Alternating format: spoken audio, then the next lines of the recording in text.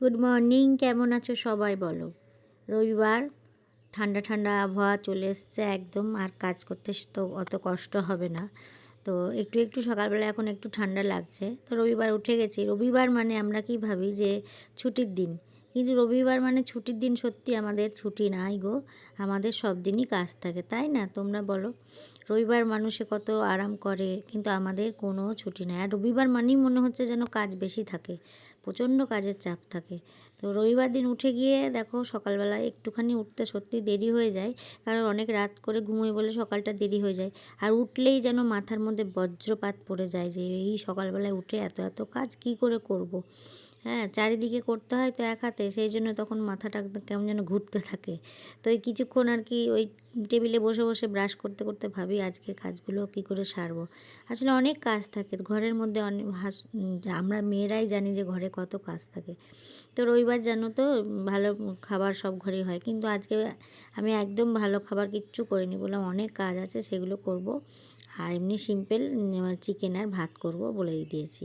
তো সকালবেলায় উঠে আগে বললাম বিছানাটা সেরে নিই, কারণ বিছানাটা না আসলে আর বাজার তো এখন আসেনি, সেই জন্য বাজার টাজার না এলে তো রান্না হয় না। তো ওই জন্য বিছানাটা আগে সেরে নিলাম।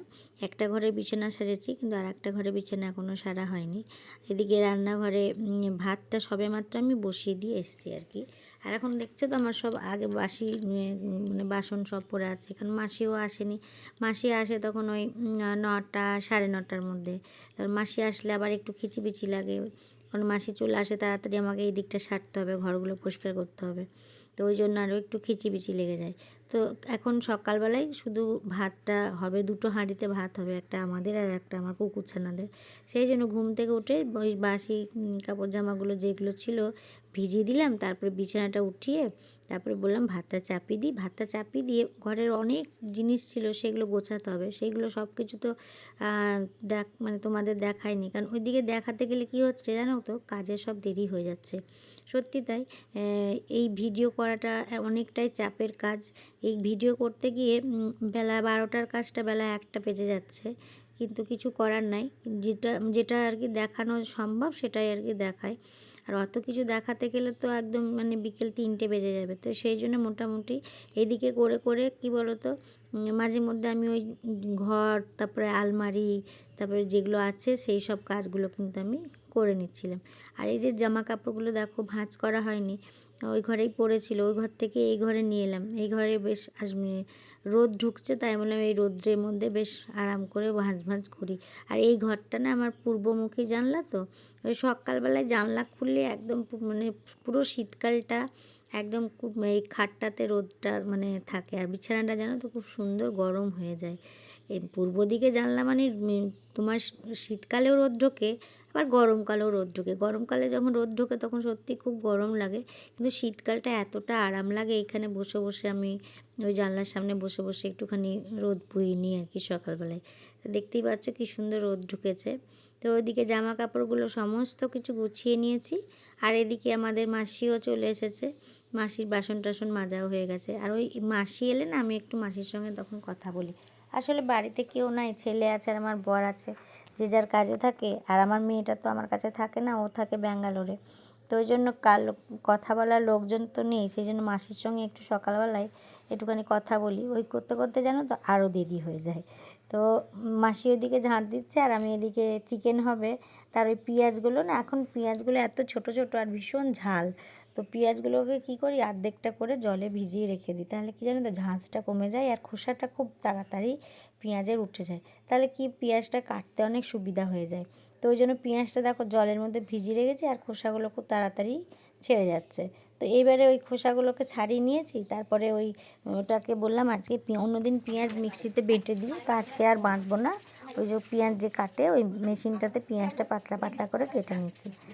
তো দেখো এই কাটতে কাটতেই অনেক সময় মানে কাটতে মশলা করতে অনেকটা টাইমেই চলে যায়।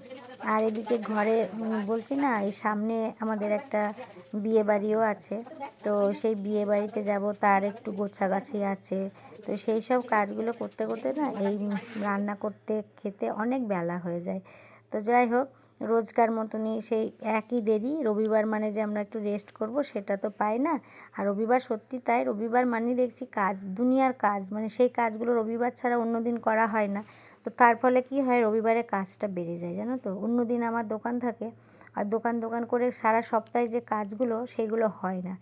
তার ফলে রবিবার দিনই আমাকে করতে হয়। ধরো ইস্ত্রি করতে, মানে অনেক জামা কাপড় থাকে সেগুলোকে আমার ইস্ত্রি করতে হয়।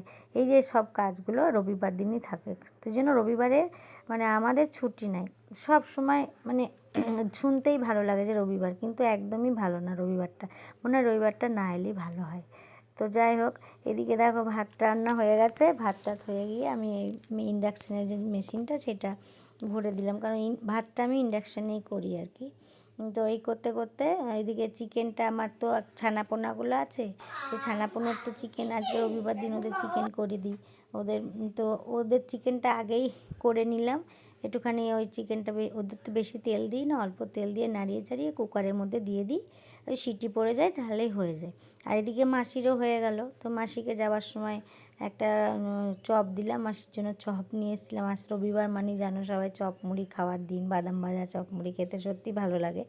তো মাসিকেও দিয়ে দিলাম। মাসি ওই আমাদের বাড়ির সামনে আর একটা বাড়িতে কাজ করে, ওইখানে গিয়ে মাসি মুড়ি দিয়ে আর কি চপটা খাবে। তো ওখানে মাসির সঙ্গে খানিক কথা বলতে বলতে সময়টা চলে গেল। আর এদিকে আমাদের চিকেনটাও কিন্তু আমি চাপিয়ে দিলাম, আলুগুলো ভেজে নিলাম, তারপরে চিকেনটাকে চাপিয়ে দিলাম। আর একটা কাজ আছে আজকে রবিবার, ওই অনেক দিন থেকে যেন মাথায় কালার করা হচ্ছে না। এই কাজের চাপে নিজের যত্ন করা একদম ভুলে যায়। তো আজকে বললাম যত বেলাই হোক একদম মাথায় কালার একটু না করলে হবে না। তো কালার অবশ্যই করতে হবে, সেজন্য দেখো না একটুখানি কালারও মাথায় দিয়ে এবারে একটুখানি ঘন্টাখানেক ওটা মানে ঘন্টাখানেক না, ওই আধ ঘন্টা 45 মিনিট ওটা রাখতে হয়। তারপরে তো শ্যাম্পু করে দেবো। তো এটা দেওয়ার পর এ দেখো চিকেনটাও প্রায় শেষ হয়ে গেছে। এবারে চিকেনটা নামিয়ে কী করলাম, আমি চলে গেলাম চান করতে। তো চান করতে গিয়ে তারপরে দেখো চান টান করে এসে আমি গ্যাস মুছেছি, মানে অনেক দেরি হয়ে গেছিলো, তাই আমি বললাম থাক চিকেনটা নামিয়েই আগে চান করতে চলে যাই, তারপরে গ্যাস তো এসে আবার গ্যাস টাস মুছে ছাদে চলে এলাম। কাপড় এই যে সবে খাওয়া শুরু, মানে সারা হলো। আজকে রবিবার হলে অনেক কাজের চাপ থাকে জানো তো। রবিবার ভাবি আমরা ছুটির দিন, কিন্তু না, রবিবার হলেই বেশি কাজ করতে হয়। তাই দেখো খেতে খেতে বেজে গেল কত, 2:30 পেরিয়ে গেল।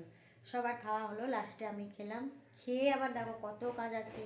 এই যে ভাতগুলো হাঁড়িতে থাকে সেগুলো একটু জায়গা মতো ভরা, চিকেনটা কড়াই থেকে একটা জায়গায় রেখে ঠিক করে গুছিয়ে, বলো আমাদের কত কাজ থাকে। তো চলো এইসব কাজগুলো একটু করে নিই, তারপরে একটু রেস্ট করবো।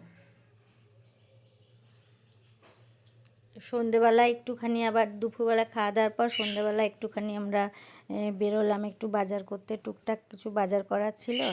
তো ওই জন্য বাজারে দেখো বেরিয়ে গেছি। অনেক দোকান বন্ধ, আবার অনেক দোকান খোলাও আছে। তো ওই একটা ব্যাগের দোকানে যাব আর কি, একটা ব্যাগ কিনতে।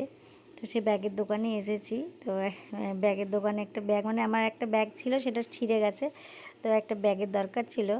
তো এই ব্যাগটা কিনেছি। তো ওই ব্যাগটা কিনে আরও কিছু টুকটাক জিনিস কেনার ছিল যেগুলো মানে ছিল না, তো সেইগুলো কিনে বাড়ি চলে এলাম। তো দেখো ব্যাগের রঙটা দেখো তোমরা, যদি কালারটা দেখো ভালো লাগছে কালারটা। তো এই কালারের একটা ব্যাগ নিয়েছি। আর এই টুকিটাকি কিছু জিনিস নিলাম, মাথার বাঁধার জন্য একটা গাজরা নিয়েছি, কয়েকটা টিপের পাতা, নেল পলিশ, ময়েশ্চার, এসবগুলো টুকটাক জিনিসগুলো কিনে নিয়ে এসেছি। আর মানে সামনে এখন অনেক বিয়ে টিয়ে আছে, তো ওই জন্য একটা গাজরা নিয়ে এলাম। এই যে গাজরাটা দেখো এইরকম রঙের, তো বেশ দেখতে ভালো লাগছে, ওই জন্য নিলাম আর কি। তো এই টুকিটাকি জিনিস কিনে নিয়ে বাড়ি চলে এলাম, তখন একদম সন্ধ্যে 7টা। তারপরে বাড়িতে এসে একটুখানি হাত পা ধুয়ে একটুখানি নিজের জন্য চা করলাম আর ছেলেকে দিলাম। চাটা খেয়ে তারপরে একটুখানি আমার ছুটি, ওইটুকু টাইম একটু বসবো, তারপরেই হয়ে যাবে সব আজকের মতো কাজ সারা। তো দেখো জিনিসগুলো কেমন হয়েছে তোমরা একটু দেখে বলবে যে জিনিসগুলো কেমন লাগছে।